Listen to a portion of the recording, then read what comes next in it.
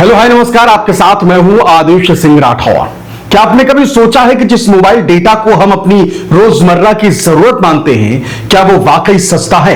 Telecom कंपनियां अब सरकार से कह रही हैं कि मोबाइल डेटा को आवश्यक सेवा यानी एसेंशियल सर्विस का दर्जा मिलना चाहिए।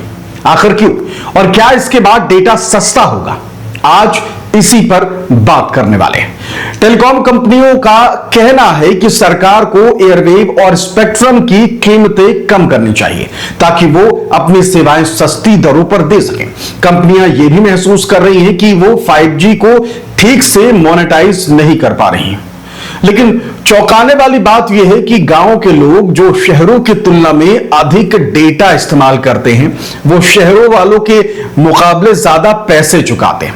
ये कैसा सिस्टम है जहां गरीब आदमी को उसी डेटा के लिए ज्यादा कीमत देनी पड़ रही है? शहरों में लोग ब्रॉडबैंड लगा पाते हैं और उन्हें सस्ता डेटा मिलता है, लेकिन गांव के लोगों को मोबाइल डेटा पर ही निर्भर रहना पड़ता है और वो इसके लिए ज्यादा पैसे देते हैं। कंपनियों का मानना है कि डेटा को लग्जरी नहीं बल्कि जरूरत समझा जाए और उस पर टैक्स कम हो ताकि प्लान सस्ते हो सके।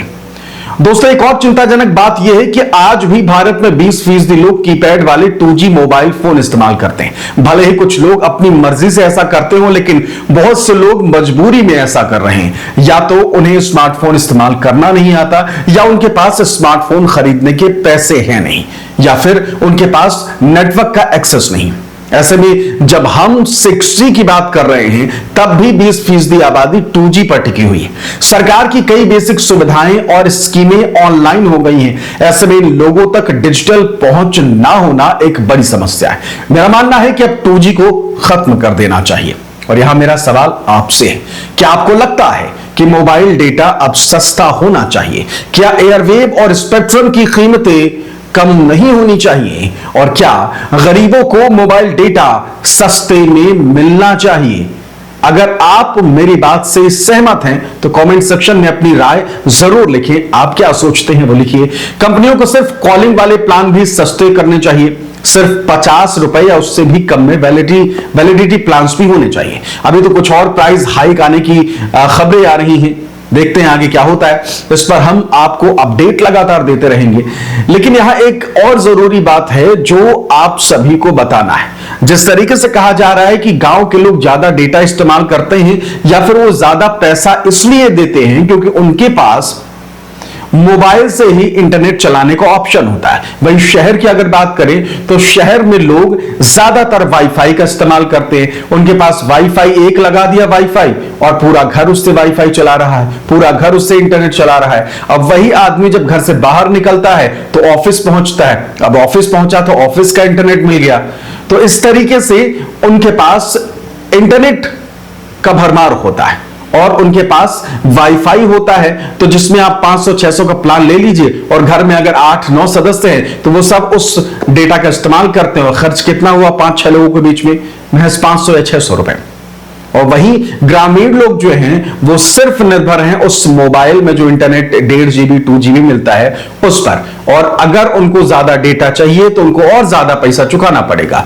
अगर देखा जाए तो 1 GB 1.5 GB 2 GB खर्च हो गया, वो बहुत जल्दी हो जाता है और मालूम भी नहीं चलता। वहीं अगर एक बार आप करके देखिए, आपको खुद मालूम चल जाएगा कि अगर आप 1 महीना 1.5 महीना 2 महीना शहर में हैं और वाईफाई किसी का इस्तेमाल कर रहे हैं, अनलिमिटेड जहां इंटरनेट मिल रहा है, और उसके बाद आप गांव जाइए, आपको तुरंत 1-2 दिन में एहसास हो जाएगा कि भाई हमारा तो आधा दिन भी नहीं गुजरा और हमारा इंटरनेट खत्म हो गया। तो ये बहुत जरूरी चीज है और हमारा यह कहना है कि एसेंशियल में इंटरनेट को, डेटा को और ये कॉलिंग सुविधा जो है उसमें डालना चाहिए, जिससे कि ये हो जाए कि जैसे रोटी, कपड़ा, मकान, शिक्षा ये बहुत जरूरी है, वैसे ही ये जो रिचार्ज हैं वो भी सस्ते होने चाहिए, उसी कैटेगरी में आने चाहिए। जिससे अगर किसी आदमी को महज 50 रुपए भी खर्च वो करे तो उसे महीने भर का कॉलिंग जो है वो मिल जाए और कुछ डेटा भी मिल जाए। आपका क्या कहना है कमेंट जरूर करिएगा और चैनल को सब्सक्राइब करना बिल्कुल भी ना भूलें। ऐसी वीडियोस हम लेकर आते रहते हैं।